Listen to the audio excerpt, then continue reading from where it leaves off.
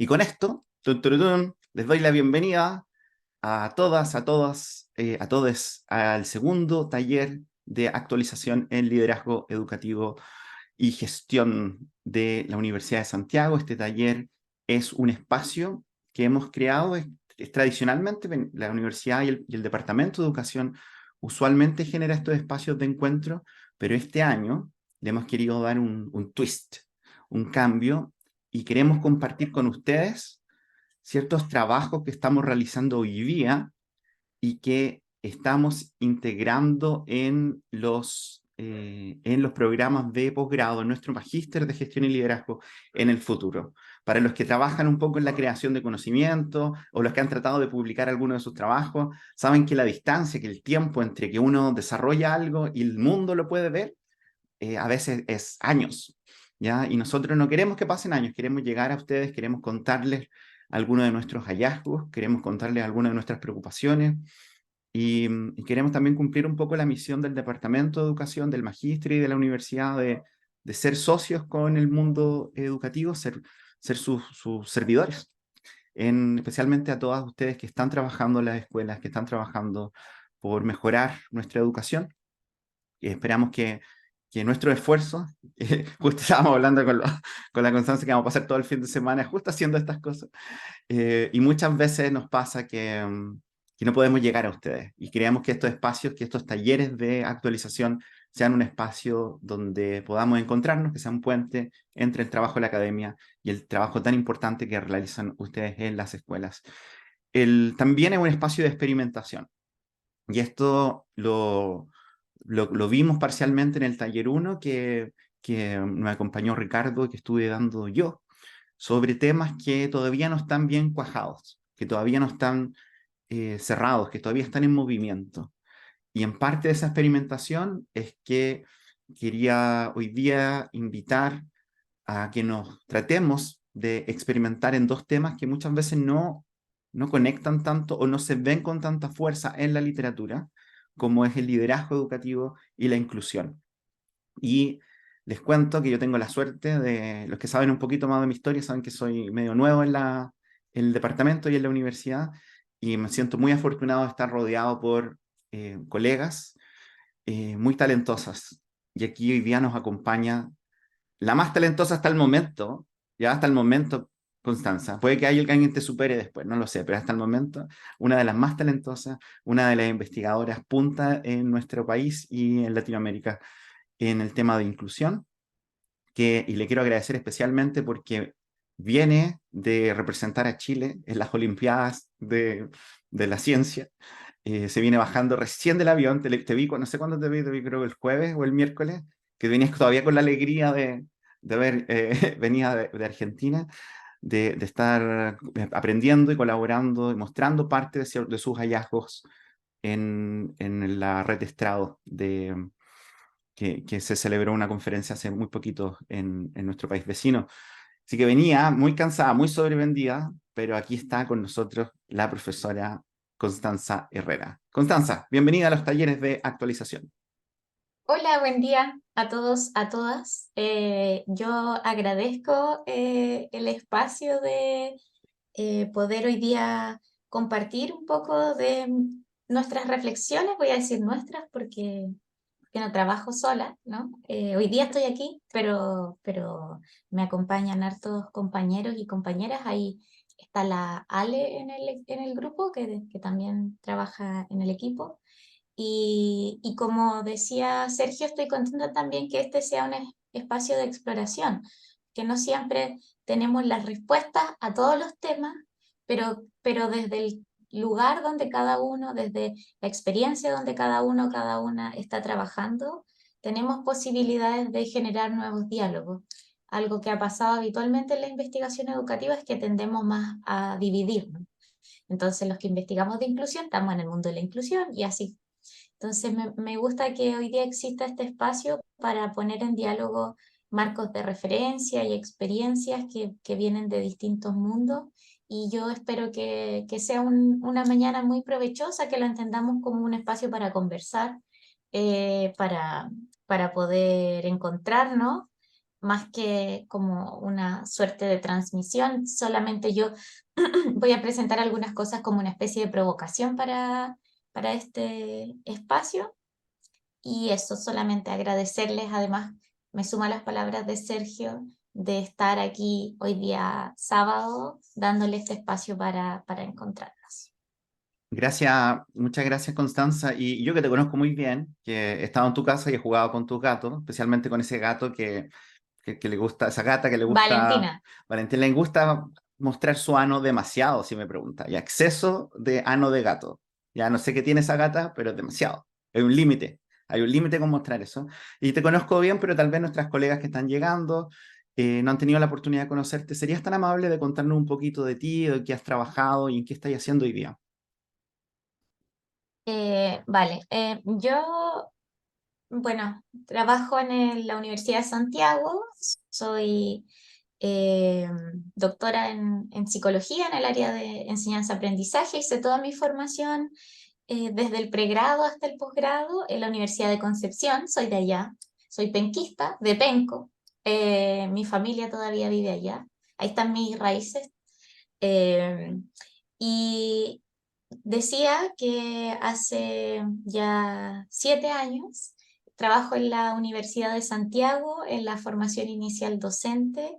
He tenido, como decía Sergio, la oportunidad de encontrarme con compañeros y compañeras en la USACH que tienen las mismas inquietudes que yo tengo, y también otros que están en otros espacios, en otras universidades. Em, entonces para mí es parte fundamental de mi trabajo, ese equipo, esos equipos, porque sería muy limitado si digo ese equipo. Como tengo la posibilidad de trabajar con varios grupos, em, solo me voy a permitir un segundo compartir algo aquí. Había hecho esta lámina para compartirles este momento de presentarme, y lo que quería mostrarles aquí solamente no es mi foto, porque ustedes ya me están viendo, entonces eso no es necesario.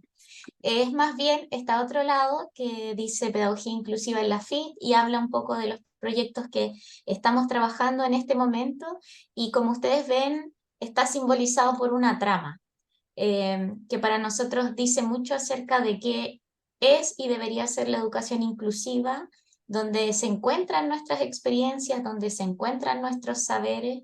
Yo soy una motivada del bordado y el tejido, entonces me hace mucho sentido esta idea de que pensar la educación y pensar en una educación transformadora implica esas tramas, implica la construcción de esas redes. Eh, Me gustaría en este momento que estoy aprovechando de sentarme, honrar al trabajo que hacen también mis compañeros y mis compañeras en distintos equipos en los que estamos pensando la formación de profesores y profesoras para la inclusión. Y es ese el tema de mis horas de trabajo y mis desvelos. Eh, es cómo pensamos en una formación del profesorado que eh, promueve una educación inclusiva, pero en los países del sur, porque no es lo mismo pensar la educación inclusiva en el norte, en los países del norte, considerando las características de esos sistemas educativos y de esas sociedades, que cuando lo pensamos en el sur. Y si yo bien creo que no es que no podamos dialogar en relación a los aportes que existen en el norte. Yo también trabajo con investigadoras muy interesantes por allá. Creo que tenemos que hacer una relectura, y eso es urgente para que tenga sentido este concepto de inclusión en relación con lo que estamos viviendo hoy día aquí.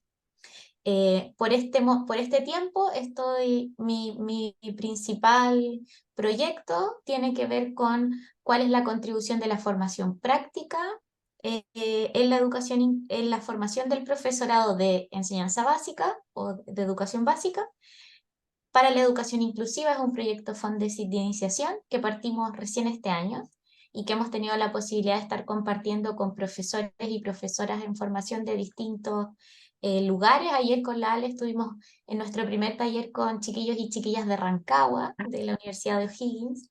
Así que ese espacio ha sido toda una oportunidad para conocer cómo se construye la educación inclusiva en distintos espacios, porque no es lo mismo formarse aquí que formarse en Antofagasta o en Rancagua. No solo por las características de los programas, sino por el contexto en el que la inclusión y la exclusión tienen sentido. Y también colaboro con otros compañeros, acompaño un proyecto de eh, profesores Nobel que lleva el profesor Carlos Vanegas y que hoy día en este momento, mientras nosotros estamos aquí, ellos están iniciando un nuevo grupo de acompañamiento a profesores y profesoras Nobel, una iniciativa que está muy, muy interesante. Y por otra parte, acompaño también el trabajo que lidera la profesora Silvia Contreras en un proyecto FONDEF que es sobre formación del profesorado en programas de reinserción y reingreso. Así que lamento si nombré las cosas más importantes porque en mi día a día hago muchas cosas. Pero en esos proyectos, Sergio, estoy trabajando por estos días. Y mientras hacía esta hermosa presentación, quiero solo celebrar a las gatas y a los gatos que han aparecido en las pantallas. ¿Ya? Han aparecido muchos. No sé si fue culpa mía de hablar de tu gata adicta a mostrar su trasero, pero también saludo a todos los animalitos que nos están acompañando, que son súper, súper, súper importantes en mantener nuestra salud mental. Así que voy a estar atento a estos momentos. Para los que, ahí veo que también ahí nos acompañan estudiantes de pasados, presentes, y aquí ya nombraste a un par de estudiantes de magíster que están con nosotros hoy día. Contar que la profesora Herrera es profesora de nuestro programa y lidera aquí la tesis, está con su estudiante, su tesista, de la Ale, que anda por ahí, también fan de los gatos, y también nos acompaña y dirige un curso de metodología de la investigación. ¿Ya? Así que para los que van a participar con nosotros la van a ver ahí haciendo clases y guiando tal vez su trabajo de título. Ya veo que te cuento, Constanza, que están apareciendo preguntas en el chat y parte del diseño que armamos para esto es que va a ser un poco menos que el taller pasado en cantidad para que nos quede un espacio para discutir, para aclarar, para conversar de ciertas experiencias al final de la presentación de Constanza. Que para los que se van sumando por primera vez, y esto especial disculpa a los estudiantes que están acá, que van a decir de nuevo con esto. Sí, lo siento, de nuevo con esto, pero como marco general en nuestra universidad y nuestro programa, entendemos el liderazgo como un sinónimo de transformación. El liderazgo busca cambiar, busca transformar ciertas prácticas culturales, ciertas prácticas de aula, la forma que nos relacionamos con el ambiente, y une dos conceptos que para mí anclan y permiten construir sobre ellos lo que queramos en busca de la transformación. Uno, que es la dirección, ya una buena líder, un buen grupo que quiere liderar, sabe hacia dónde tiene que ir la organización, en las escuelas principalmente, directoras, equipos directivos saben hacia dónde tenemos que ir, pero también la capacidad de influenciar, de generar cambio en un otro, de animar, de convocar a generar un proyecto común, ya que avanzar en esa dirección, pero también reconociendo las diferencias que tienen cada miembro de la comunidad, especialmente nuestros colegas, nuestros profesoras, nuestros profesores. Y en esa línea, la literatura, esto viene, cuando hablamos de liderazgo educativo, la verdad es que es un área muy nueva en comparación tal vez a otras áreas de otras disciplinas de la educación. Comienza con mucha fuerza este siglo y por ahí por el 2006, 2008, y Tatiana, tú te puedes acordar, porque esto es lo que más hablamos cuando nos conocimos, hay una serie de estudios que un poco hacen un cambio de página en lo que entendemos por liderazgo y una serie de autores, y esto es importante con lo que decía Constanza, que no vienen de Chile ni vienen de la región latinoamericana, más o menos nos generan un piso, una mesa para construir lo que podremos hacer desde el liderazgo. Y esto en parte un poco lo que hemos conversado cuando diseñamos este taller con ustedes, es tratar de entender este fenómeno, que hoy día lo vamos a llamar inclusión, desde lo que pueden hacer los líderes. Y lo que nos dice la literatura es que hay cuatro grandes áreas de trabajo del liderazgo, y discutiendo con Constanza sobre este taller, encontramos que estas cuatro áreas del liderazgo y este cuerpo teórico que fue desarrollado en una parte y en un sentido del trabajo de la escuela, tiene puentes importantes con las conversaciones que estamos estableciendo sobre la inclusión. Y eso es un poco lo que nos va a mostrar hoy día Constanza, que le invitamos a todos también a discutir y a conversar, tanto en el chat como en los momentos que tengamos preguntas. Constanza, yo voy a estar atento a lo que va ocurriendo en el chat y si de vez en cuando ocurren preguntas importantes, te las voy a contar. Si no, sé que al final de la sesión tú tienes pensado un momento más de conversación, así que tal vez te las puedo, si son más pertinentes para allá, te las voy a decir para allá. Pero aquí voy a estar asistiendo a tu presentación y te invito ahora a que, por favor, nos lleves en este viaje y en este experimento que estamos haciendo por primera vez, tratando de unir estos dos conceptos tan ambiciosos y tan complejos. Me había silenciado. Antes de partir debo decir que ahora no estamos viendo a Beatriz, ¿o no? Pero Beatriz tiene su gato detrás. Ahora sale con la fotito, pero cuando se veía estaba sentadito atrás. Eso, No, sí. no puedo dejar de verlo. Sí, ahí está, ahí está. Sí, está muy ahí concentrado también en el proceso. Ya, vale. Voy a partir, como somos un grupo bien diverso, voy a partir un poco contextualizando el concepto de inclusión, un poco cómo se ha ido desarrollando en relación con la política pública. Me disculpo si es que hay algunas que ya tienen más conocimiento en el mundo de la inclusión, pero me parece importante para que todos tengamos como una suerte de perspectiva y por otra parte, también yo les puedo contar desde dónde yo miro, porque desde la inclusión también existen múltiples perspectivas. Entonces, la educación inclusiva es un movimiento que se ha desarrollado a nivel académico, pero también a nivel social, eh, a nivel internacional en las últimas décadas, más o menos de los 70 en adelante y que ha tenido ciertos correlatos en el desarrollo de nuestro país o del sistema educativo en nuestro país. Un correlato más o menos articulado, como les voy a mostrar en un momento más, eh, y que está sumamente vinculado al trabajo que se hace o se hacía desde el mundo de la educación especial en relación con las personas con discapacidad, pero que según fue avanzando el tiempo se fue ampliando significativamente. Entonces, este esquema que les muestro aquí es de un artículo muy interesante de una investigadora chilena que se llama Dominic Manqui y su equipo, donde muestra un poco cuáles han sido, por una parte, las tensiones en relación con la inclusión en nuestro país, pero en este mapa más global de lo que ha sucedido a nivel internacional. Entonces, si bien la inclusión tiene todo un desarrollo más bien investigativo y teórico, el trabajo se ha desarrollado fundamentalmente desde las políticas educativas y los tratados internacionales que han movilizado ciertos cambios en los sistemas educativos. Entonces, partimos con una perspectiva más restringida en relación con la inclusión, que como decía hace un momento, ponía atención a quienes se encontraban fuera del sistema, no estaban siendo escolarizados y en la medida que fueron pasando las décadas, se fue ampliando en términos de entender que la inclusión no tiene que ver solo con el acceso a la educación, sino que tiene que ver con la pertinencia de la educación que estamos desarrollando, con su equidad, con su calidad, etcétera.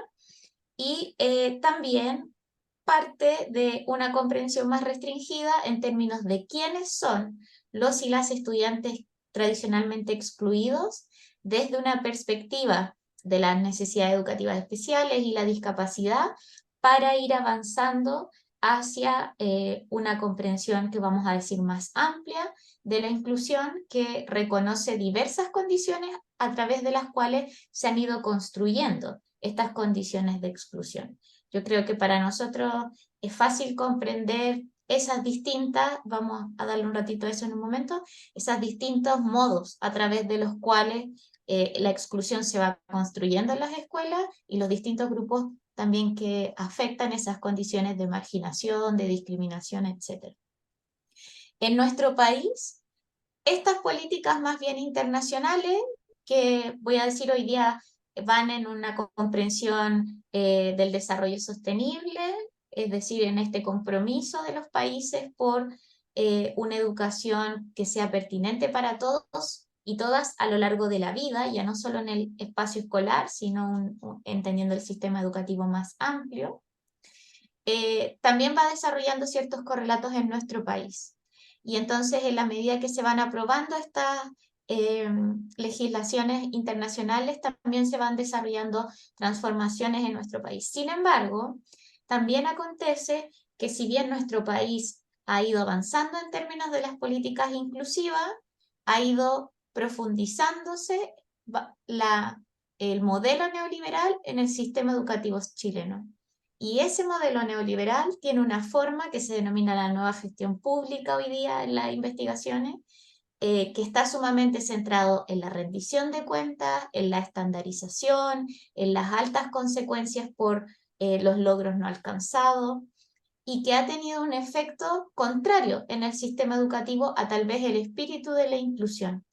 Entonces, muchas veces cuando yo converso con los directores y las directoras en las escuelas, o los jefes y las jefas de UTP, vivencian una serie de tensiones que están dadas por estos mensajes contradictorios que nos da la política. Entonces, por una parte nos dice que tenemos que rendir, que tenemos que obtener buenos resultados, que tenemos que mejorar nuestros resultados, pero nosotros tenemos una población estudiantil sumamente diversa, que tiene una serie de temáticas que abordar, que querríamos también tener una visión más integral de esa educación, y entonces también la política nos dice que tenemos que ser más inclusivos, que tenemos que respetar los ritmos de aprendizaje, ¿cierto? Y ahí, en esa tensión entre la estandarización y este deseo por construir una educación pertinente para todos y para todas, es como se ha ido desarrollando un poco la política en nuestro país.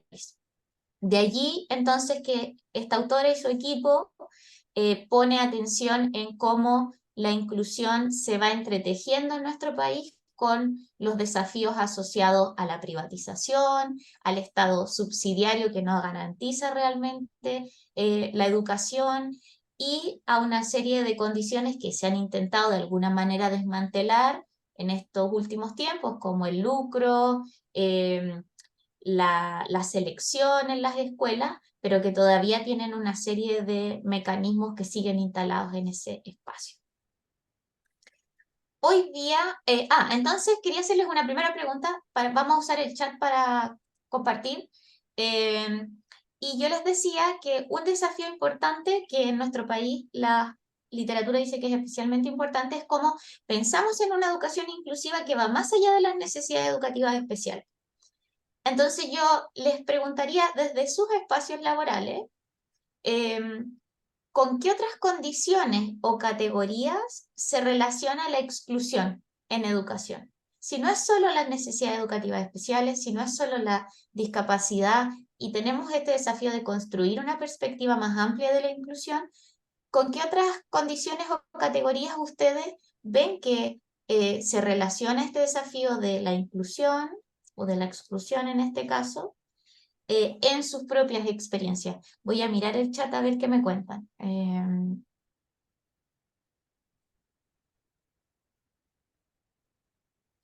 Voy a preguntar algo mientras ustedes escriben. Ustedes están viendo mi presentación, ¿cierto? Sí. Que hay una compañera que no puede verla, entonces debe ser problema de su computador, que me lo había preguntado.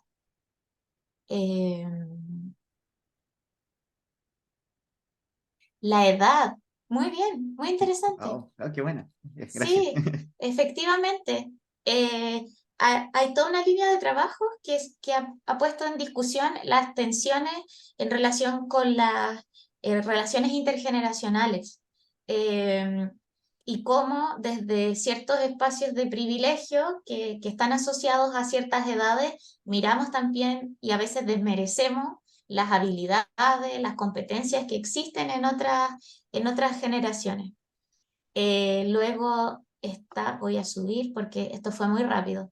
La migración, condición migratoria. Ese es un tema que no solo nos afecta a nuestro país, sino que es probablemente eh, una de las tensiones más importantes del sistema educativo a nivel internacional hoy día, en la medida que el cambio climático se transforma, que existen una serie de condiciones que generan desplazamiento de las poblaciones en el mundo. Luego tenemos, Gabriela dice nacionalidad, claro, muy en relación a lo que decía Daniela también. Ana dice en lo laboral. Ahí me perdí. Supongo que será esta como tensión entre trabajar y estudiar, pero si Ana me lo explica, mejor sí, mejor. Con la no preparación de los colegas. Sí, o sea, el tema de la inclusión es un tema que recientemente empieza a instalarse en la formación profesional. Sin embargo, yo, esta es mi perspectiva, creo que muchas veces estamos más preparados de lo que creemos y a veces nos cuesta reconocer esos saberes porque también vivimos en un sistema educativo que nos ha dicho que no sabemos y alguien nos tiene que enseñar eso. Y digo preparados en un sentido colectivo, no solo lo que yo sé, sino que lo que podemos construir como equipo. Pero sí estamos de acuerdo en relación a lo que dice Ana, que es un tema que estamos abordando en la formación hace muy poco. Luego Fabiola agrega género también, muy bien. Eh, También está como ese rango más amplio. Paula dice con altas capacidades. No solamente es que quienes tienen dificultades, sino también aquellos que la escuela se les vuelve muchas veces tediosa, que no los desafía suficientemente, que no se relaciona con sus intereses, etcétera. Tatiana decía género también. Y Marcela dice una exclusión económica y probablemente esa es una de las tensiones más complejas de nuestro sistema educativo, lo que está relacionado con la inequidad social, de los recursos socioeconómicos, de los espacios, la concentración también que eso genera o la segregación entre escuelas de distintos niveles socioeconómicos. Súper bien.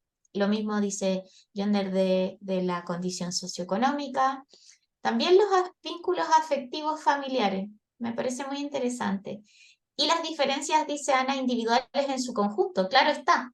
Los intereses que tenemos, las experiencias de vida que nos ha tocado vivir, todas nuestras historias, ¿no?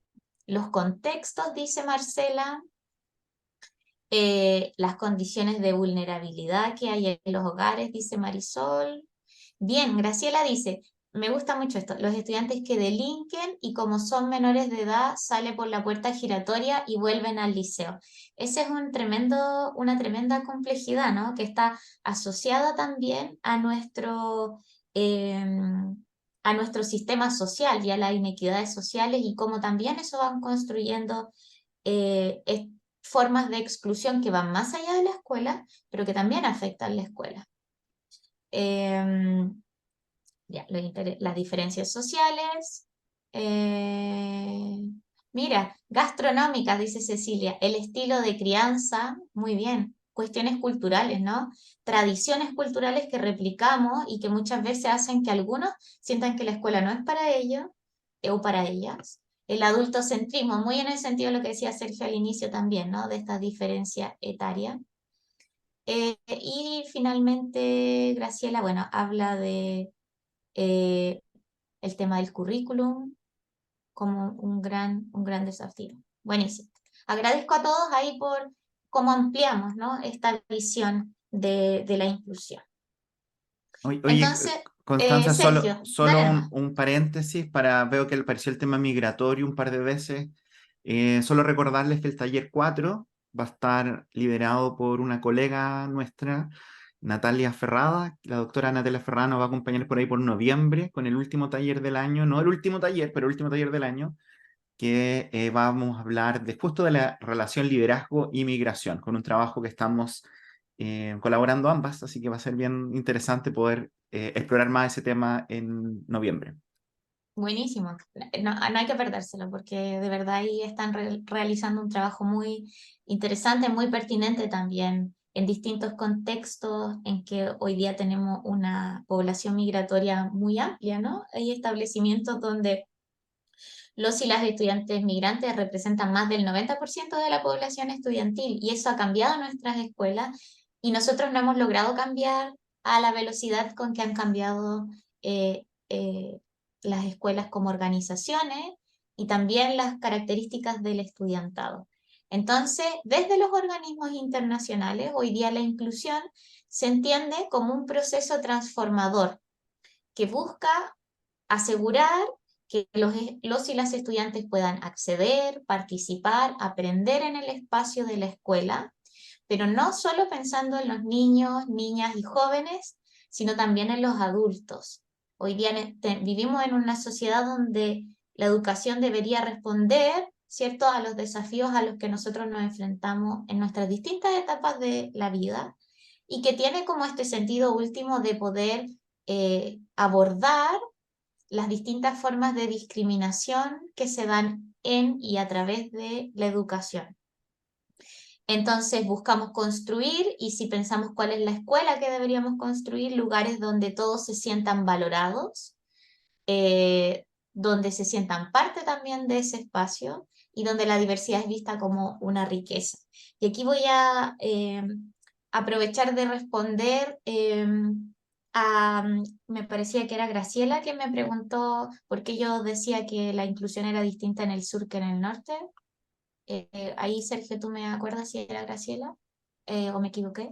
Eh, y tiene que ver con que si entendemos la inclusión como un proceso transformador, deberíamos entender que la naturaleza de la transformación que se tiene que dar, el sentido de esa transformación va a ser distinto, porque el punto de inicio va a ser distinto, es decir, las características en que la inclusión se da en cada escuela, en cada sistema educativo es diferente, pero también el punto de llegada va a ser eh, diferente, porque la transformación que se requiere en cada espacio no es la misma. Si bien podemos compartir tal vez algunos pilares comunes en relación con el derecho a la educación, en relación con el respeto y la valoración de la diversidad, las características que la inclusión va a tomar en cada espacio educativo son muy diferentes.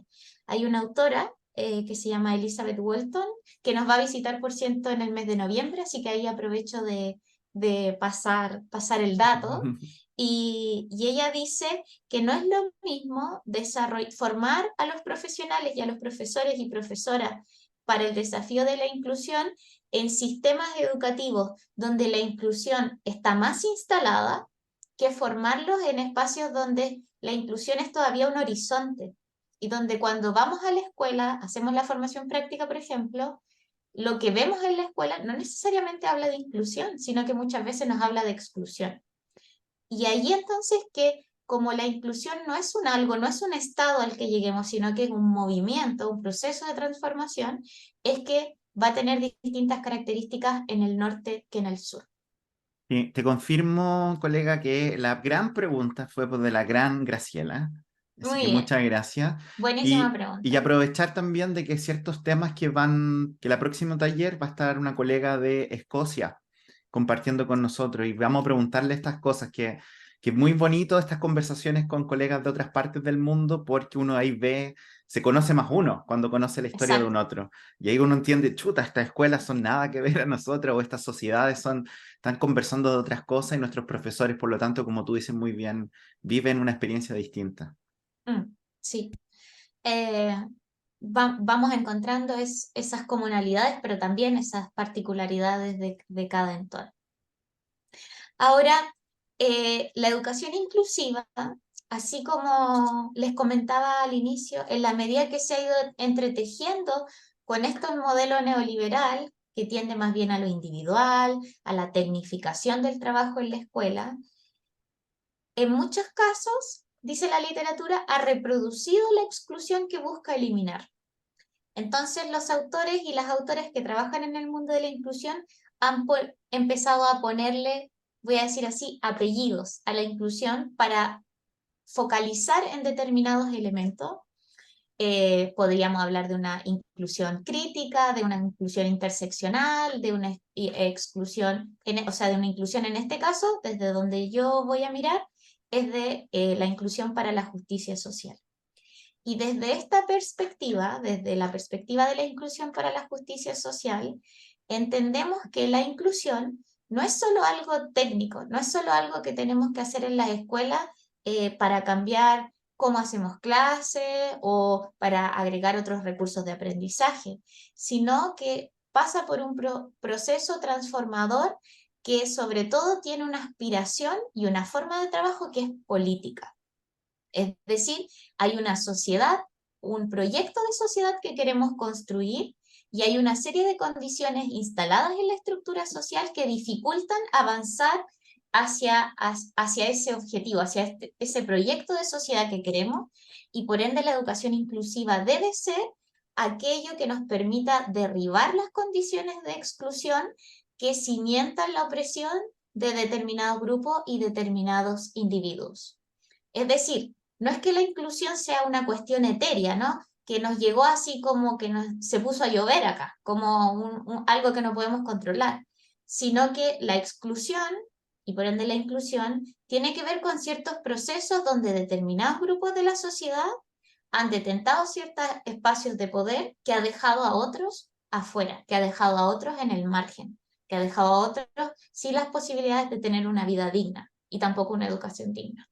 Entonces, hablar de inclusión desde esta perspectiva pone el foco en la dimensión política de la inclusión y cómo esa dimensión política debería ser el norte que nos lleva a tomar decisiones desde los más concretos de a qué vamos, cuáles van a ser los temas que vamos a considerar en la formación del profesorado, por ejemplo, ¿cómo se llama? En las formaciones de enero, como habitualmente, o a finales de diciembre, hasta cuestiones más amplias como cuáles deberían ser los valores que tiene nuestro modelo educativo, nuestro proyecto educativo. Y desde esta perspectiva, entonces, si miramos desde una perspectiva política, también deberíamos poner atención no solo a una educación inclusiva que reconoce las diferencias por capacidad, sino que entiende que las condiciones de exclusión tienen distintas dimensiones que están solapadas entre sí y que se relaciona con aspectos económicos, culturales, políticos, que de alguna manera organizan las experiencias de los grupos que han sido tradicionalmente denominados minoritarios desde lo que se denomina una perspectiva interseccional, es decir, reconociendo cómo nos ubicamos en la sociedad a partir de distintas categorías como las que ustedes me compartieron hace un momento, ¿no? Algo más iba a decir, pero se me escapó. Bien, entonces, desde esta perspectiva de la justicia social, hay un investigador que se llama Federico Whiteholler y que ha utilizado un marco teórico de la justicia social que fue desarrollado ya hace unos años por Nancy Fraser para ponerlo en el mundo de la educación inclusiva. Y él dice que la educación inclusiva desde esta perspectiva, entonces, igual que la justicia social, debería tener tres grandes fines o tres grandes dimensiones. Es decir, que no hay inclusión posible si no avanzamos en estas tres dimensiones. Primero, la dimensión de la redistribución. La dimensión de la redistribución es la primera que llega a la discusión sobre la justicia social y tiene que ver con la equidad. La equidad en el uso de los recursos al interior de una sociedad y cómo avanzar hacia la justicia implicaría redistribuir los recursos con los que cuenta un país a nivel amplio, ¿no? Incluso a nivel global, pero también una misma escuela y los distintos espacios. Por ejemplo, voy a dar un ejemplo muy concreto, la redistribución de los recursos que le damos a lenguaje versus a arte. Es decir, cómo vamos desarrollando distintos espacios en nuestra escuela relacionados también con distintos actores. Entonces, el primero es la redistribución. Sin embargo, Fraser luego sigue trabajando en este tema y dice, no, con la redistribución estamos lejos de lograr la justicia. Y agrega un segundo elemento, que es el reconocimiento. Y el reconocimiento tiene que ver con la visibilización de la diversidad de identidades que existen en la sociedad. Reconocer implica decir que esa diversidad está ahí, pero también valorarla como identidades que son legítimas. Entonces, a veces cuando se habla de inclusión, decimos, no, si en el fondo somos todos iguales. Entonces, no hay que hacer diferencia aquí. Depende igual. Es decir, seremos iguales en términos de derechos, pero en términos de nuestras identidades, no somos iguales. No es lo mismo si yo me toca trabajar y estudiar que si no me toca trabajar y estudiar. si yo soy una persona sorda y me reconozco como una persona sorda en términos de mi identidad, que si yo me reconozco como alguien que viene del campo, por ejemplo. Son identidades distintas que deben necesariamente ser reconocidas y valoradas en la escuela. Y esa escuela tradicionalmente ha invisibilizado y ha silenciado también determinadas identidades. Cuando no hablamos, por ejemplo, de diversidad sexual, esa es una forma en que tradicionalmente la escuela ha limitado y ha invisibilizado determinados grupos de la sociedad. Y luego, sigue pasando el tiempo en los estudios sobre justicia social, viene la dimensión de representación, que tiene que ver ya no cómo nosotros hacemos para que se cumplan los derechos de ciertas personas, sino cómo nosotros generamos condiciones para que esas mismas personas que han estado tradicionalmente en una situación de exclusión puedan tener posiciones de poder que les permitan tomar decisiones. Es decir, no somos nosotros la voz de los niños y las niñas excluidas, sino nosotros somos los que generamos las condiciones para que esos niños y esas niñas tengan posibilidad de luchar por sus propios derechos. Y esas condiciones implican las formas de participación que se dan en la escuela, también las habilidades o competencias que desarrollamos, porque si queremos que tengamos posibilidad de representación política, entonces hay ciertas habilidades que no podemos dejar de promover en nuestros y nuestras estudiantes, ¿no? Entonces es importante cómo también el sistema educativo contribuye a que los grupos tradicionalmente excluidos se puedan representar en los espacios de toma de decisiones e influir en términos políticos. Entonces, yo les preguntaría ahora, volvemos al chat, y les preguntaría, para dejar de hablar yo, ¿cuál de estas tres dimensiones a ustedes voy a repetir, ¿cierto? La redistribución, el reconocimiento o la representación a ustedes desde su experiencia les parece que es la más desafiante y por qué? Entonces, cada quien, ¿cierto?, tiene una experiencia distinta y podrá ver ciertas tensiones o ciertos desafíos que se dan en su sistema. Así que ahí, Sergio, quizás tú me vas contando qué dicen en el chat de cuáles son las tres dimensiones más desafiantes y por qué. Mientras estamos revisando las dimensiones, tal vez solo a mí me ayudaría tal vez volver a la lámina anterior para Obvio. recordarla. Eso, muy bien. Y te cuento que ya hay el comentario en el chat que tal vez podrían iluminar la conversación final, tal vez, pero son preguntas muy interesantes y muy aplicadas, muy situadas a lo que estamos viviendo en ciertos lugares, ¿ya? Porque esté atenta a lo que dice Cecilia y también a lo que mencionó Ana. Parece que al menos yo no veo la lámina, Constanza. Nos Ay, movimos, perdón, nos movimos perdón, mucho. Sí. lo Entonces, siento, lo ¿nos siento. puedes repetir la pregunta, por favor? Sí, la pregunta es, ¿cuál de estas tres dimensiones ustedes consideran que en su espacio escolar es la más desafiante o en su espacio educativo? No solo hay algunos que no trabajan en el espacio escolar, pero en su espacio educativo es la más desafiante. ¿Y por qué es la más desafiante? Esa es la pregunta. Buena Yo pregunta. me estoy anotando por aquí, ando buscando una hoja para...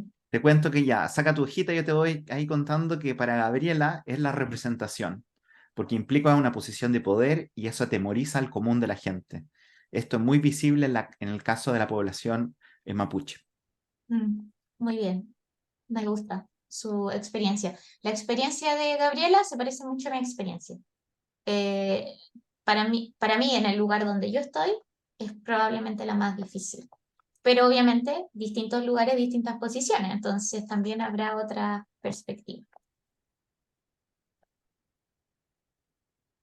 Qué buena tu pregunta, ¿eh? Nos dejó, creo, a todos medio congeladas. Claro, porque así también como que vamos tratando de aplicar, ¿no? Sí. Este modelo teórico que obviamente no da cuenta de toda la complejidad de la escuela, pero que algo nos ayuda a mirar. Mira, ya aparecen, ya estamos ya en la lluvia de respuestas.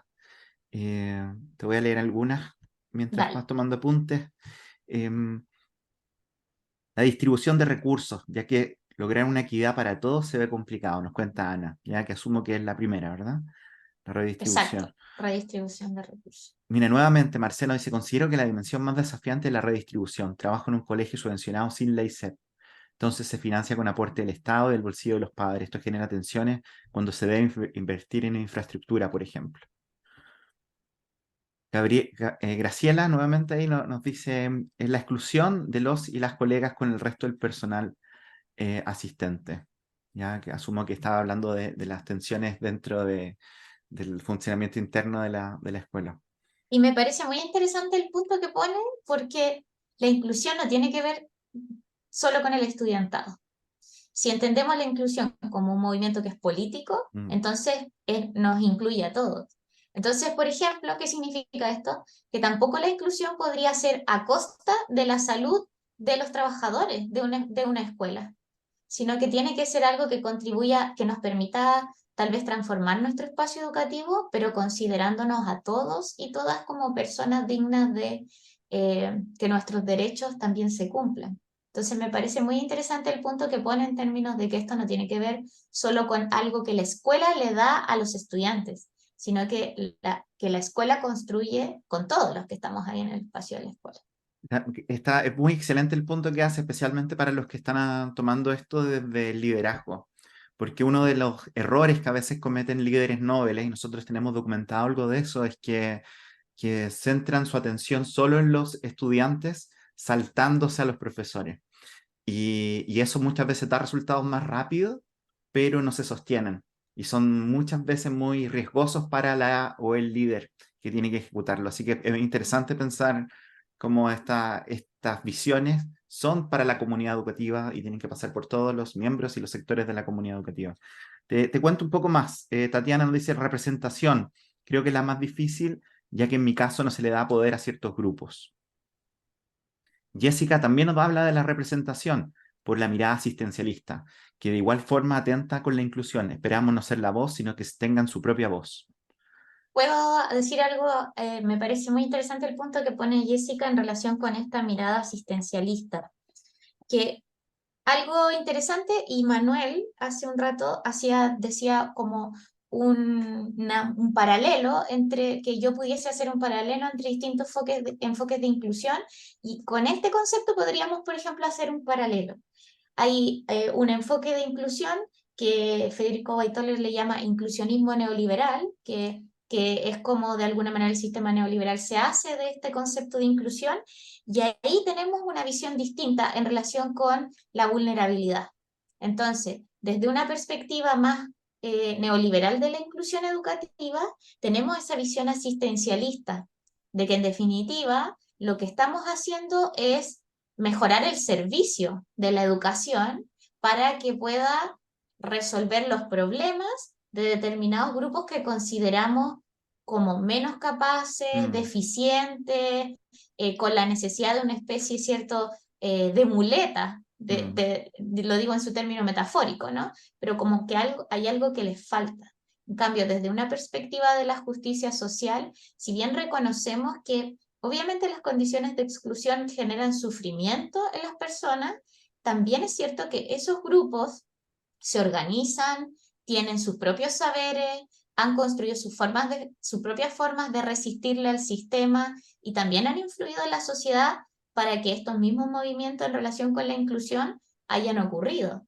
Es decir, son las luchas de determinados grupos de la sociedad los que han contribuido a transformar las relaciones, y por ende es importante que reconocemos no solo la condición de exclusión en la que está, sino también su capacidad de agencia, su capacidad de transformar el espacio social en el que se encuentra. Gracias Constanza. Te sigo contando desde Costa Rica. Yonder nos dice, la más desafiante es la representación. Al tratarse de un tópico más desde lo integrador e interdisciplinar para lograr empoderar a los demás, sin duda es un reto que requiere ser abordado desde un liderazgo democrático y transformacional. Redistribución aparece nuevamente con mucha fuerza. Marisol, Paula nos hablan de la redistribución y Ana nos cuenta, es muy desafiante lograr que los niños y niñas sepan que todo se puede lograr. Ya eso me lleva un poco en liderazgo educativo hablamos de la importancia de tener altas expectativas y creo que Ana ahí conecta con eso. Y el último mensaje acá en el chat es de Marcela, que nos habla del reconocimiento. Puede existir reconocimiento, pero no la valoración de la diversidad y tendencia a cambiar hacia lo que se cree que se debe hacer. Mm, sin duda. Voy a comentar lo que decía Yonder, que él pone otro punto, ¿no? Más relacionado con la representación. Me parece interesante que el tema de la representación toca nuestros propios prejuicios, nuestras propias formas en que hemos entendido tradicionalmente otros grupos, nuestros miedos, esos miedos que de pronto le tenemos a determinados grupos de la sociedad porque existe toda una cultura que nos ha dicho que deberíamos temerle, como lo que pasa en temas de migración, por ejemplo. Entonces, me parece interesante que las políticas o lo que tiene que ver con representación nos interpela en nuestros sentires más profundos en relación con cuáles son las identidades posibles. No sé, pienso en las comunidades cuando hablan de diversidad de género, por ejemplo. No es que quieran dejar a algunos afuera, sino que existen formas tradicionales, normas tradicionales en relación con el género que han hecho que para las escuelas o para los miembros de una comunidad escolar haya sido todo un proceso abrirse a comprender la diversidad sexogenérica que existe en la escuela. Excelente. Siguen apareciendo mensajes. Aquí Ana nos dice que es difícil elegir una. Y ahí estoy de acuerdo, estoy súper de acuerdo con Ana. Es una pillería del ejercicio. Sí, pero ella cree que el reconocimiento, ¿ah? Tiene que ver con un poco lo que hablábamos ya, el esfuerzo de las niñeces, especialmente en lo más conflictivo. ¿Ya? Cecilia dice que cualquiera de las tres, pero parte de la condición inicial es la perspectiva externa, es decir, reflexionamos desde el no sentirnos parte de ella, como si estuviéramos desde la vereda de enfrente, no sintiéndonos afectados por aquello. Solo te lo dejo planteado porque Manuel también nos lleva a algo que tal vez podría hablar al final, que también era una duda mía. Manuel, me robaste la duda. Ya, gracias, estamos conectados. Que tiene que ver con si tal vez en vista lo que has visto, lo que has explorado en tanto en Chile y fuera de Chile, si tal vez al final nos puedes contar cómo se expresa esto cuando se hace bien o se hace mejor. Tal vez una buena práctica o alguna visión, que también el liderazgo es súper importante tener tal vez como una foto de hacia dónde llegar. Te agradeceríamos tal vez al final de la sesión si nos puedes contar algo de eso. Sí, vamos justamente el ejercicio que vamos a hacer en un ratito más. Ahora voy a comentar algunos elementos conceptuales más, los últimos. Y el ejercicio va a basarse en una experiencia. A mí me parece que debemos, sí, de todas maneras, ser cuidadosos en relación a comprender que existen experiencias exitosas y experiencias fallidas. Creo que hay mucho más como en este abanico. Entonces, en distintas escuelas hemos tenido experiencias que van más en el sentido de la inclusión y otras que van más en el sentido de la exclusión. Eso es necesario de reconocer. Hace alguien más arriba, mucho más arriba en el chat, comentaba la experiencia que se está desarrollando en Recoleta con este programa que se llama Alcati y que tiene que ver mucho con el vínculo que existe entre el espacio escolar, los territorios, las familias, los chiquillos. Ahí algo que se está desarrollando hoy día, me parece que algo interesante hay que mirar es, por ejemplo, ese programa. Y todas las iniciativas tienen sus aspectos positivos y sus aspectos negativos, porque la escuela siempre es así también. La vida es así, ¿no? Como una cosa es la realidad y otra es la teoría. Pero a mí me parece que hay que ir reconociendo esos pequeños éxitos, porque es fácil desde la teoría decir, la escuela inclusiva debería ser así, pero otra cosa es con guitarra, dice el dicho, ¿no? Entonces, otra cosa es cuando estamos ahí y a mí me parece sumamente valiente de los equipos de las escuelas que, independiente de cuáles sean los resultados, se ponen ese desafío de pensar en la inclusión. Oye, Ah, sí. aparecen más cosas en el chat, tal vez algunas vamos a revisitarlas al final. Y solo tengo que destacar al perro o perra de Tatiana, que está sacando la cara por los canes, ya no solo es gatos, ¡Ay, es, no! Lo acabo es de ver. hermoso. Hermoso, hermoso, Tatiana, ¿cómo Que se llama? otra, Queremos saberlo, escríbenos por ahí, por favor.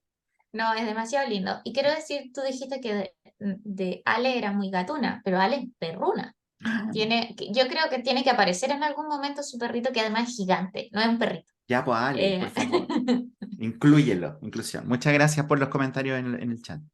Vale, y ahora voy a comentar, para concluir esta parte como más conceptual, un diálogo, un poco lo que Sergio anunciaba al inicio, entre una perspectiva más del liderazgo y una perspectiva más de la inclusión. Yo les decía al inicio que yo investigo en particular sobre el profesorado y sobre la pedagogía inclusiva.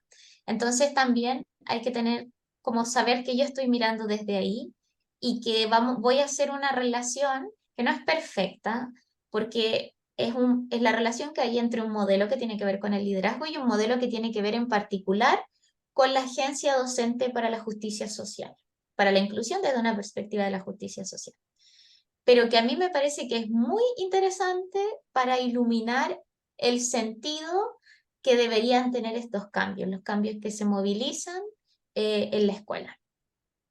Entonces, eh, Leywood y su equipo nos dice que un elemento clave del liderazgo debería ser esta idea de establecer direcciones, es decir, pensar en una visión que es común hacia la que nosotros o que nos moviliza, ¿no?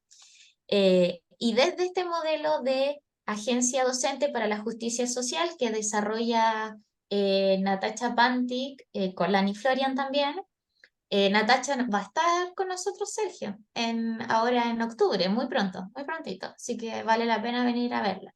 Sí, y para los Aquí estudiantes nosotros del... pasando todos los Sí, datos, perdón que vendiendo, seamos así, vendiendo entradas. Son todas gratis a propósito, son todas, y todos son gratis. muy valiosas, pero va a estar con especialmente, es una sorpresa tal vez para los estudiantes del magíster, pero vamos a estar con Natacha en el magíster haciendo algunas actividades. Exactamente. Entonces, esta primera dimensión de establecer direcciones, yo la vinculo en el marco de la agencia docente. Voy a tal vez clarificar algo.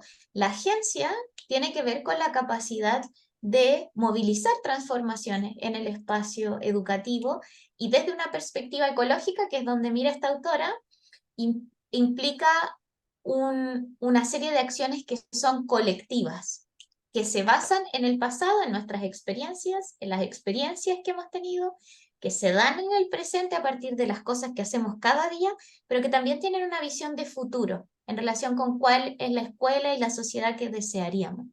Entonces la agencia no se reconoce como una cualidad individual, como yo soy agente o no soy agente, tengo más capacidad agéntica o menos capacidad agéntica, sino que más bien se entiende como algo que ocurre en el vínculo entre las personas de una comunidad, algo que se construye en colectivo, que se da en un momento a partir del trabajo colectivo. Entonces, desde ese punto de vista, establecer direcciones para mí se relaciona con la dimensión de reflexividad.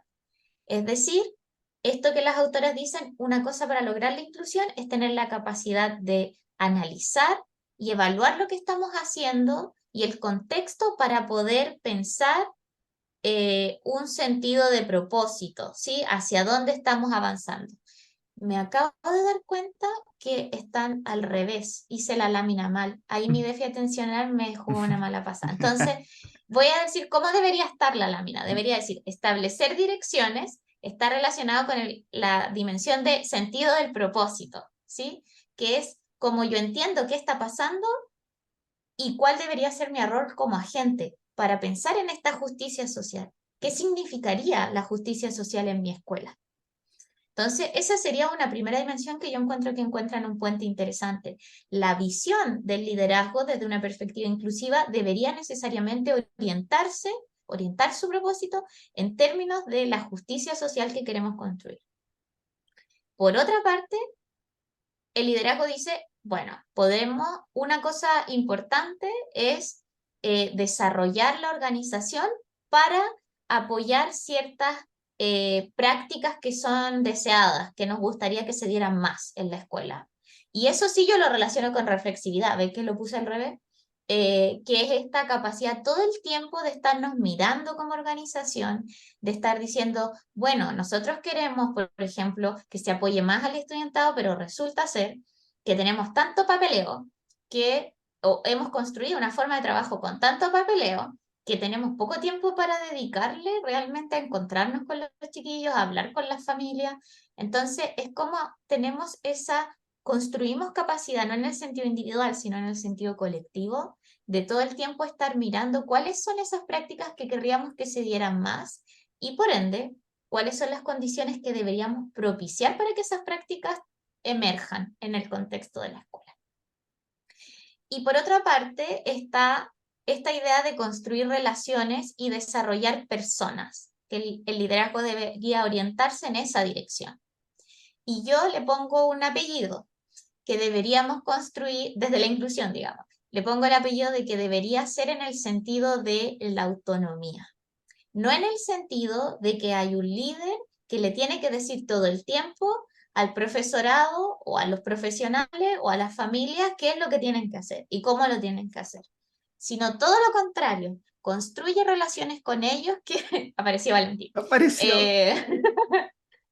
construye relaciones con otros que le hacen sentir al otro que es autónomo, que tiene la posibilidad de tomar decisiones, que tiene habilidades para hacerlo y que yo voy a apoyarte. Si tú te lanzas, yo voy a estar contigo y te voy a apoyar en el camino también. Entonces, son relaciones que son de confianza con el otro. Entonces, no es cualquier relación y no es cualquier desarrollo, es un desarrollo que debería tender hacia la autonomía. Y por último dice, bueno, mejorar el programa instruccional y está toda esta construcción de capacidad y en el mundo de la Agencia Docente para la Inclusión le denominamos a esto competencia, que es la capacidad, ¿cierto?, de construir prácticas concretas que ayudan a abordar la exclusión, las dificultades en términos de resultados, la desvinculación de los chiquillos y las chiquillas de la escuela. Es decir, que no solamente tenemos que tener una visión, una cosa así etérea de la inclusión, sino que implica las cuestiones concretas que hacemos cada día y la posibilidad o los espacios que generamos para que esas prácticas ocurran como tal, en lo concreto. Me pasé. Entonces, solo voy a comentar de cada una de estas 4 dimensiones que les conté hace un momento, algunos elementos más que me parece importante destacar y que miran desde esta lógica de la justicia social. En relación con el sentido del propósito, entonces vamos a tener que poner atención a el sentido, el rol moral que tenemos. Entonces, la inclusión no tiene que ver algo solo con la dimensión técnica, con el cómo se hacen las cosas, sino cuál es el sentido para el que las cosas se hacen, cuál es el sentido de los cambios en la escuela y cómo yo me ubico en un entramado de relaciones de poder como un agente social para influir en los otros, pero reconociendo cuál es el sentido de la justicia. Y ese sentido de la justicia, al igual que el sentido de la inclusión, se construye localmente. Entonces, esa discusión acerca de qué sería para nosotros una educación justa es una discusión que no podríamos evitar, sino que es una discusión que tendríamos que estar dando todo el tiempo, porque no es algo, además, que construimos un día. A veces los proyectos educativos de la escuela se construyen en un momento y después lo repetimos, pero en un momento ya como que no tiene ni siquiera mucho sentido, lo repetimos porque así está escrito, como unas tablas de la ley, ¿no? Más bien aquí es cómo comprendemos dinámicamente qué es para nosotros la justicia social en el momento en que estamos viviendo. Luego en la dimensión competencia, a mí me parece muy importante algo que habitualmente no se trabaja cuando hablamos de inclusión, que desde una perspectiva más liberal de la inclusión pone el foco en las técnicas, en las estrategias de enseñanza, en las formas de flexibilización, pero pone poco el foco en cuáles las relaciones de poder que se dan en la escuela, cuál es la escuela que queremos construir, etc. Un elemento importante para mí es que ser capaces de entender cómo la exclusión se construye y cómo la exclusión se reproduce. Porque como decía hace un rato, no nos llega así como del cielo, sino que nosotros también formamos parte de ese entramado que reproduce ciertas formas de exclusión. Y no porque seamos malos, ¿sí? O porque no queramos, una escuela inclusiva, sino porque estamos en una sociedad que ha construido esas formas. Entonces, cuando hablamos de micropolítica, estamos hablando de cómo en las relaciones diarias, del tú a tú, con los estudiantes, con los compañeros, con las familias, nosotros también podemos reproducir formas de exclusión. Cuando nosotros miramos a las familias solo desde el déficit, que es algo que sucede en las escuelas, ¿cierto? Y que también tiene un sentido, ha ocurrido por una razón, reproducimos una forma de exclusión, porque entendemos que nosotros tenemos una forma cultural que es válida y que la del otro no es tan válida, no es tan valorable. Entonces, poner atención a cómo es que la exclusión se construye a nivel social, pero también cómo se construye a nivel micro, en nuestra propia aula, en nuestra propia escuela, es un elemento importante. Otros elementos importantes en términos de competencia para tener una práctica inclusiva será reemplazar esta visión determinista por una visión transformadora, y Sergio lo decía hace algún rato, esta idea de las altas expectativas. Una visión transformadora es que las cosas pueden cambiar. Una visión determinista del estudiantado, por ejemplo, es que ellos son así, ese es su techo, y más allá no pueden llegar. Entonces, romper ese techo que se le denomina, ¿no?, el techo de cristal, tiene que ver también con mirar desde una perspectiva transformadora. Entender las dificultades como dilemas más que como problemas, es decir, como desafíos a nuestra propia práctica profesional. Y esta me gusta mucho porque creo que tiene mucho sentido con el liderazgo, es modelar nuevas formas de trabajar con y a través de otros. ¿Qué quiere decir esto? Que si nosotros queremos una escuela inclusiva no podemos seguir trabajando de la misma forma. Aunque nos duela y nos genere un gasto de energía y de esfuerzo construir otras formas de trabajar, hay que construirlas. Es la única forma a través de la cual se pueden cambiar las formas de relación en la escuela. Entonces, inclusión y trabajo son dos dimensiones que están sumamente relacionadas y que a veces no hacemos esa relación de manera tan importante. Y me gusta también que dice nuevas formas de trabajar a través de otros, porque la inclusión no es algo que no es un proyecto individual, que yo voy haciendo la inclusión por la escuela, sino que la inclusión se construye, ese proceso de cambio se sostiene en todos y en todas. Entonces, no es que si hay un estudiante que tiene una dificultad, lo primero que yo deba hacer es ir a tratar de resolver las dificultades de ese estudiante, sino que es como tal vez en el trabajo con el profesor o la profesora, con la educadora especial que hay en mi escuela, puedo promover la inclusión, pero a través de ellos y de su propio rol y con su propio sello, ¿sí? Luego está esta idea de la autonomía, que decía hace un momento, es decir, construir la idea, la creencia de que somos capaces, de que somos eficaces, que podemos hacer algo distinto, reconociendo nuestro propio poder. Y ahí estaba lo del tema de la vulnerabilidad que yo decía antes, no mirándonos desde el déficit, a todos, digamos, sino que reconociéndonos de nuestro propio poder, recuperando, por ejemplo, la memoria de las experiencias que reconocemos como enriquecedoras de nuestro trabajo. Todas las escuelas tienen una historia y hay cosas que nos parece que hemos hecho bien, aunque hayan quedado en el pasado.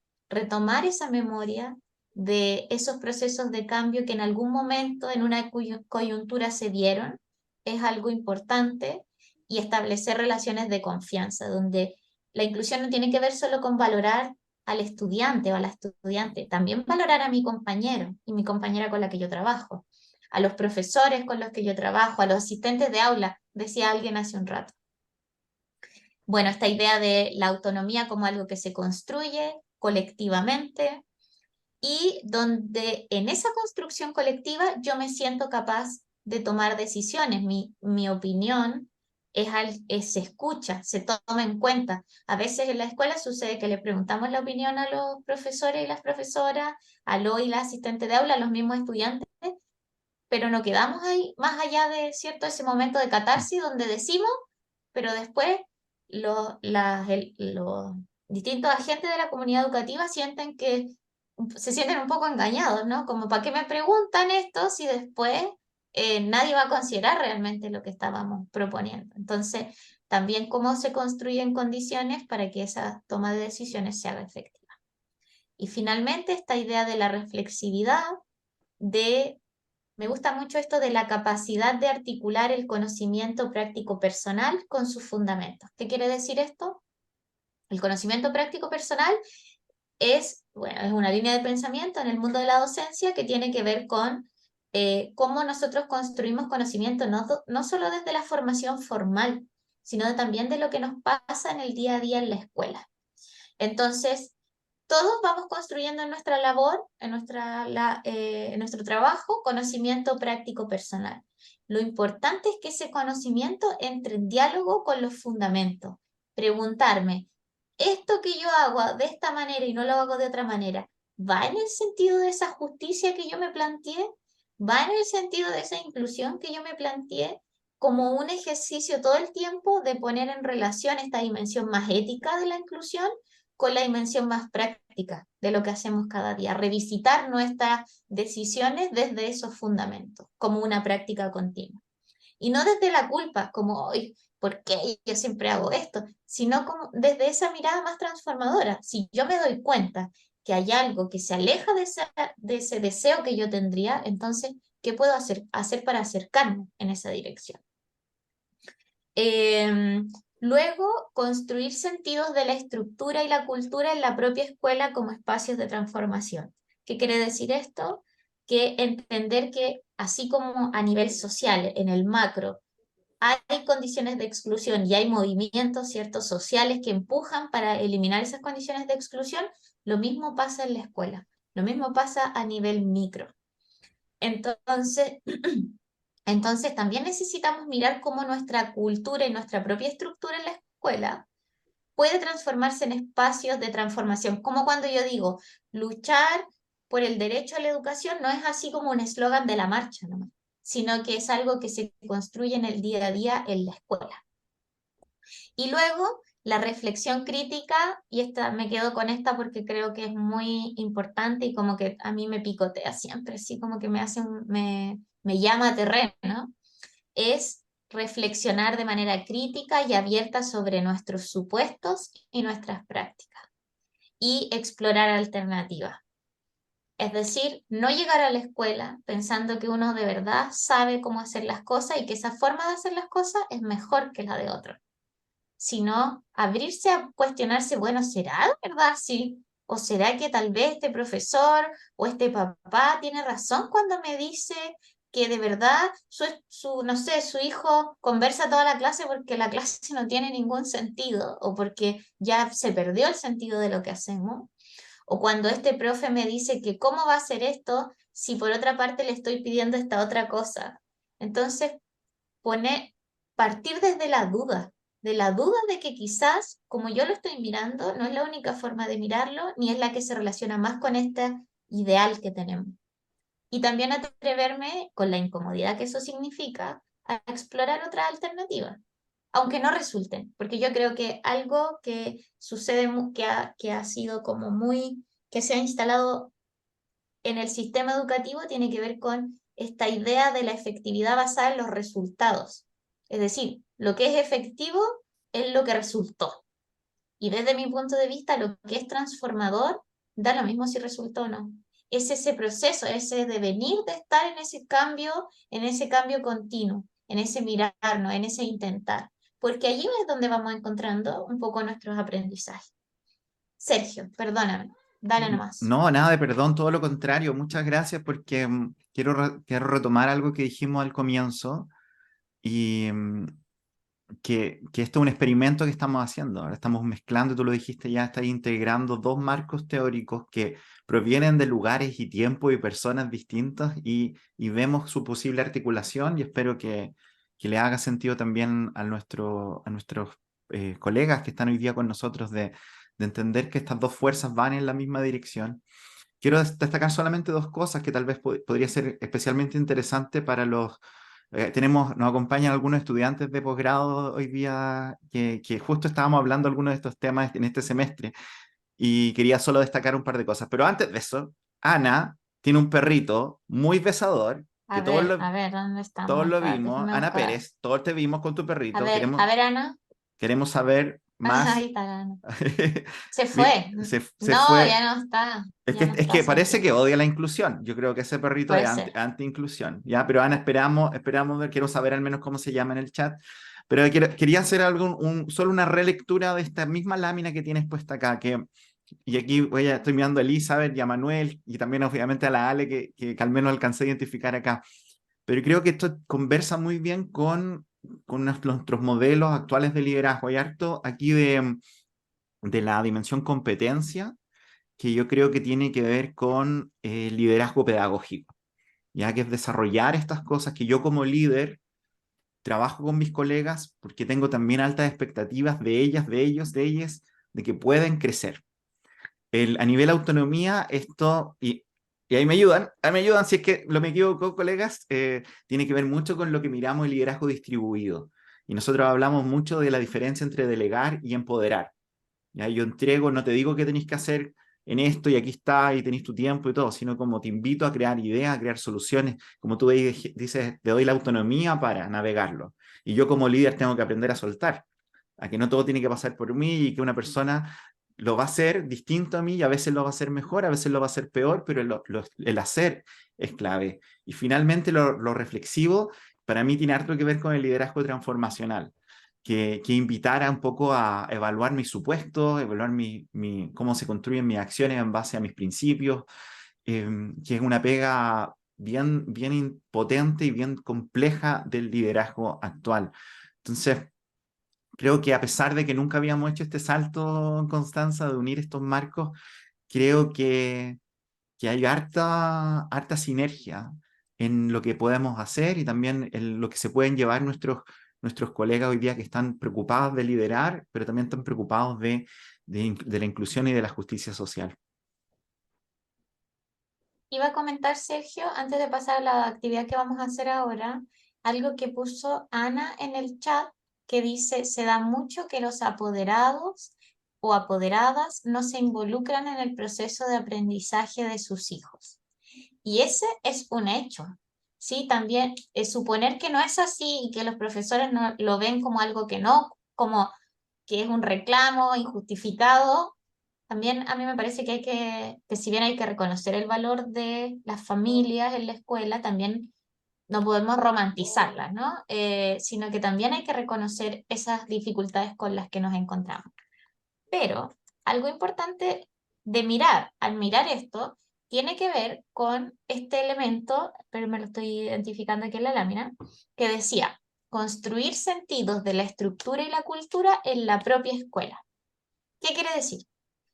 Usar las herramientas que tenemos para entender la sociedad, para comprender por qué pasa lo que pasa en mi escuela.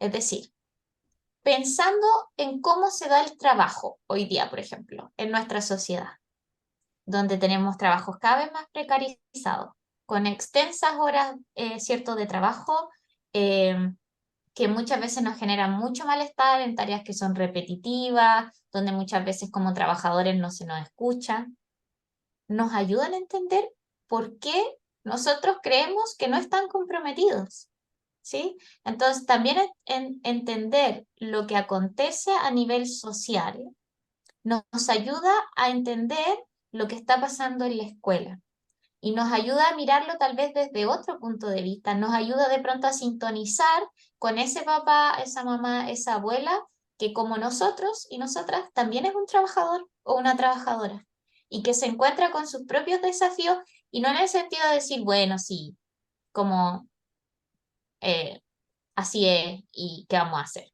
sino también nos moviliza y nos permite hablarles tal vez a las familias, a los papás, desde otros lugares, desde un lugar que nos reconoce también en una estructura más amplia, donde hay ciertas condiciones que nos complejizan la vida y que tenemos que tratar de encontrar formas, ¿sí? Tal vez no ideales de cómo es la colaboración entre la familia y la escuela, pero formas que son distintas, que son exploraciones diferentes de las cosas que hemos hecho de alguna manera. Te puedo compartir lo que señalan Mira, los colegas del chat, que sí, eso están, iba a decir, dale nomás. eso, que Cecilia nos cuenta que efectivamente hay familias, padres, madres que tienen 2 o 3 trabajos y que muchas veces tal vez quieren participar, pero no, ¿verdad? No pueden. Y ahí Paula, y parece que querías hablar, Paula, porque ahí te escuchamos toser. Realmente, no hace la pregunta, ¿realmente generamos los espacios para acercar a los apoderados? Yo creo que esa pregunta de Paula es súper interpeladora y más que darle una respuesta, ¿no? tiene que como tocarnos, en el sentido de cuáles han sido las formas en que lo estamos haciendo, eh, y cuáles podrían ser formas distintas, como lo que yo decía hace un momento en relación con el programa CATI, conversaba una de las compañeras que tengo la impresión que trabaja allí. Es decir, mirarnos como, a mí me gusta decir, hacer un acto de sinceridad con uno mismo. No para la evaluación externa, ¿cierto? Porque estamos metidos en este sistema de rendición de cuentas y todos tratamos de mostrar como lo mejor que hacemos porque estamos como nos sentimos muy evaluados. Pero a veces, al interior del equipo, entre nosotros, hay que hacer ese acto de sinceridad y decir, oye, a ver, lo que hemos estado haciendo, no solo en relación con los apoderados, sino que en términos generales. ¿De verdad es así? Como cuáles son nuestras propias o las limitaciones de nuestras propias iniciativas en relación con esto que estamos tratando de lograr? Y eso no nos hace menos valiosos, no nos hace más ineficaces, todo lo contrario. Esa sinceridad, esa transparencia también nos hace, bueno, más humanos y en ese sentido más sujetos, más transformadores. Vale, entonces, habiendo dicho todo esto, que fue harto, así que me disculpo si a veces me pongo muy habladora, vamos a hacer una actividad. Y esta actividad es una actividad sencilla. Vamos a ver un video juntos de una iniciativa, ya que es algo que se había preguntado. Manuel, si no me equivoco, nos había motivado a eso, a ver alguna experiencia. Y vamos después a conversar en pequeños grupos en relación con estas tres preguntas. ¿Qué debería caracterizar al liderazgo cuando lo miramos desde una perspectiva inclusiva, pensando en la experiencia que estamos viendo? ¿Cómo se observan las cuatro dimensiones de la Agencia para la Justicia Social en el video, que son, recordemos, propósito, competencia, autonomía y reflexividad? Y desde esta experiencia, ¿qué desafíos deberíamos abordar en nuestros equipos de trabajo?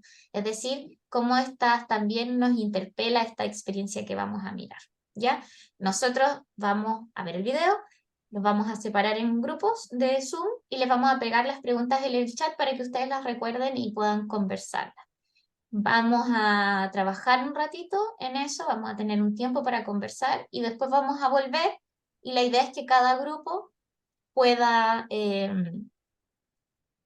contarnos tal vez no todo lo que conversaron, ¿cierto? No nos daría la vida, pero sí algunas ideas clave que aparecieron y que fueron ideas fuerza al interior de la discusión en el equipo.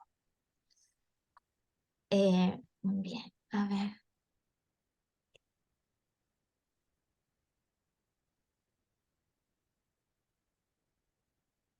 Eh, eh, Tú vas a compartir el video, ¿verdad? Sí, eso.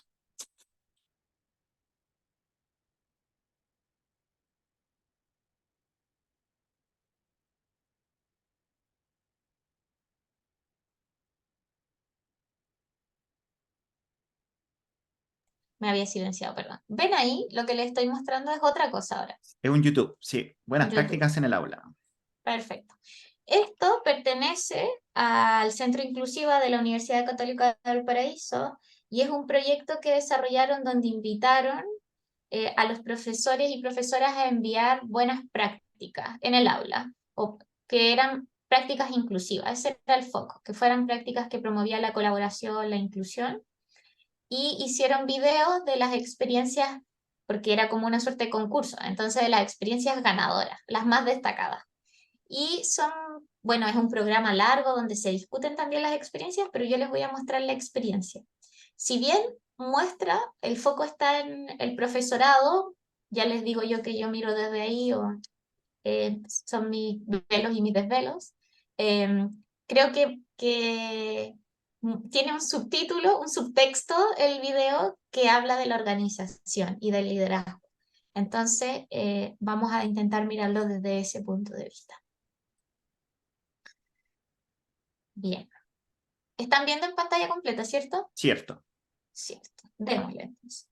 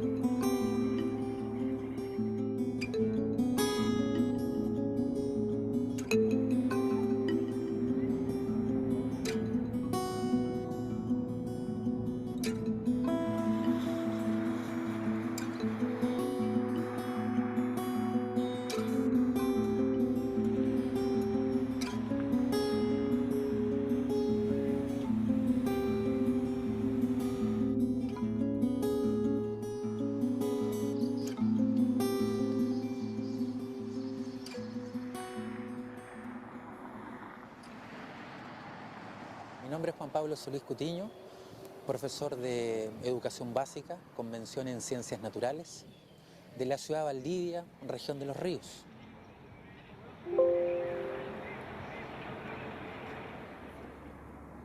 Me desempeño como profesor de Ciencias Naturales en la Escuela de Fernando Santibán, que está ubicada en un sector de una población acá en la ciudad, sector Corvi.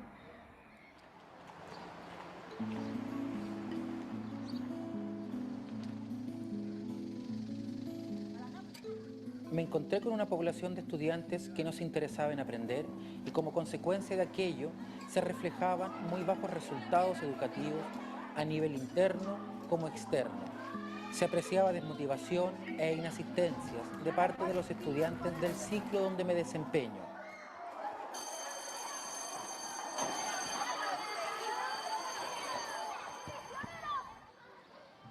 Dentro de ese contexto surge la idea de realizar un cambio en la práctica dentro de mi aula, en conjunto con mis estudiantes. Decidí transformar mis planificaciones diarias. Necesita del otro proyector. Me desafié a planificar e implementar inicios de clases que fueran desafiantes, motivadores y con el contexto de los estudiantes, con el fin de atraer su atención y disposición al aprendizaje.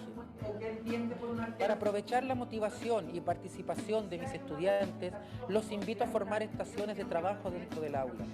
Todos participan, no se hacen grupos para diferenciarlos. ¿Este qué? Vamos a ponerle numerito. Entonces, después es súper fácil decir cuál es el 2, cuál es el 3.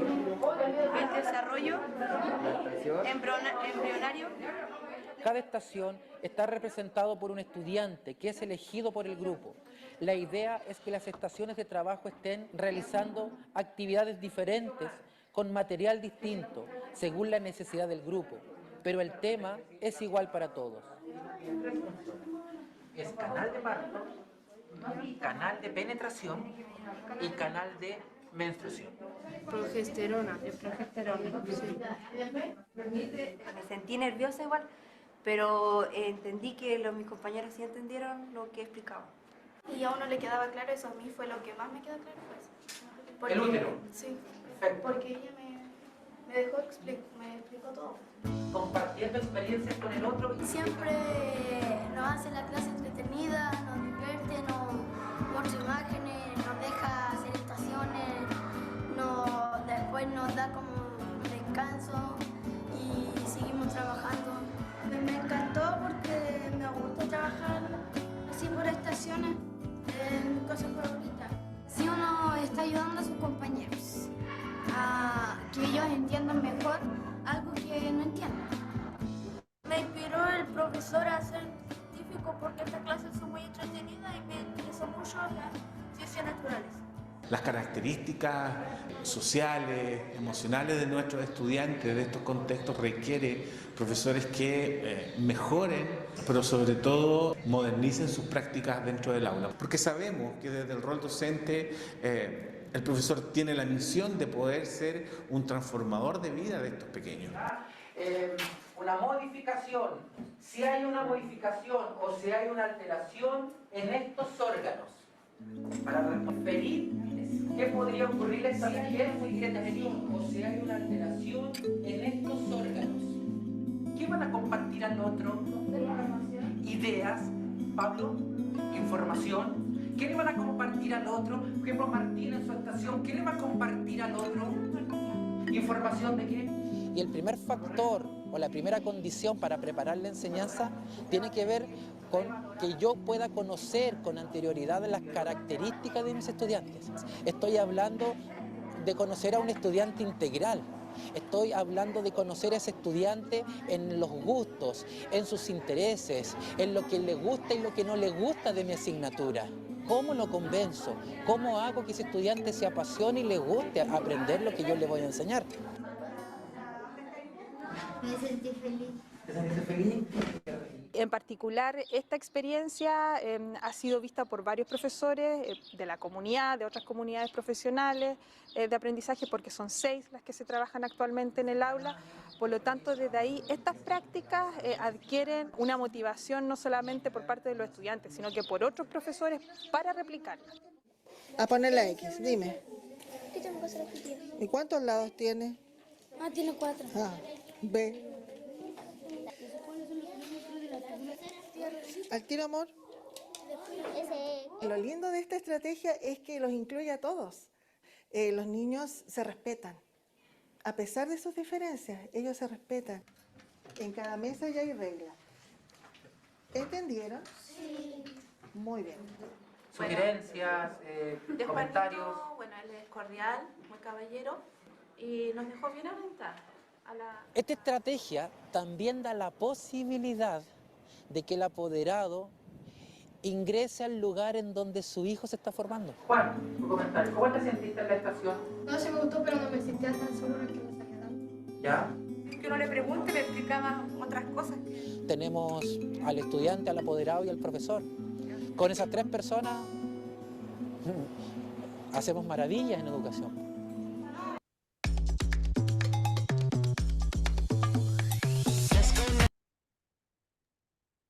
Perdón, un segundo.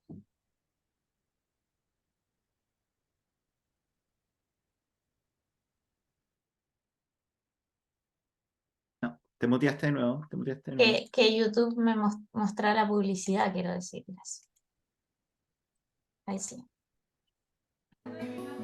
Enseña bien y los niños aprenden mucho con él porque él tiene otra forma de explicar las cosas. A la gestación. Uno también informa en la casa cómo están haciendo las clases, el que nos hagan participar a nosotros igual. Bueno, pues también la familia sigue interactuando en eso.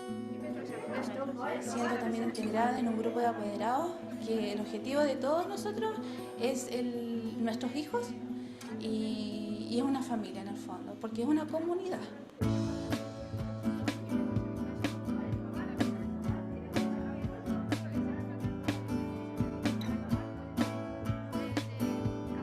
Hoy todos los estudiantes dentro del aula son iguales, no se clasifican en las actividades ni en las evaluaciones. Hemos crecido y avanzado en la inclusión. Pienso que mi práctica ha ayudado a otros a crecer y a otorgar experiencias de aprendizajes desafiantes a los estudiantes, con el fin de motivarlos y atreverse a dar el salto.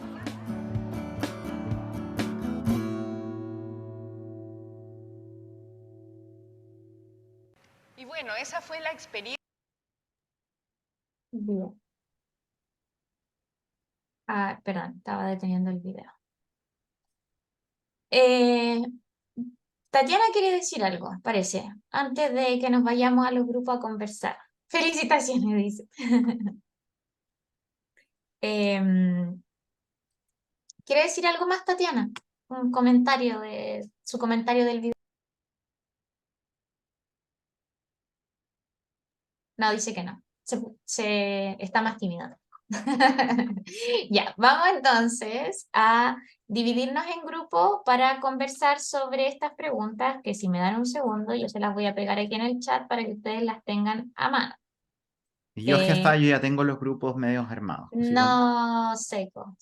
las llevo, las llevo. Entonces, voy a repetir, son 3 preguntas. Una, ¿qué debería caracterizar al liderazgo cuando lo miramos desde una perspectiva inclusiva? Punto 1. Punto 2.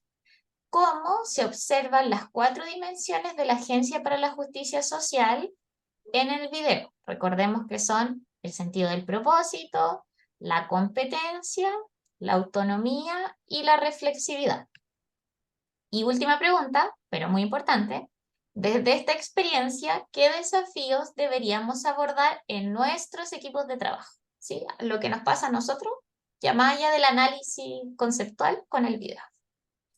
Así que todos ven en el chat las preguntas, ¿cierto? Sí. Buenísimo, así las tienen a mano para conversar. ¿Te parece, Sergio, que conversemos unos 20 minutos en grupo para después conversar entre todos, digamos? Sí, y ahí cerramos esta maravillosa mañana. Entonces nos vemos a las 11:30. Yo ahora los asigné a un grupo aleatorio y les pedimos que en 20 minutos más vamos a volver y que ojalá tal vez elijan a alguien o encuentren la forma de contarnos lo que conversaron de manera un poquito más ordenada. ¿Vamos? Vamos. Let's go.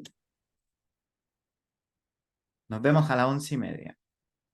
Buena suerte.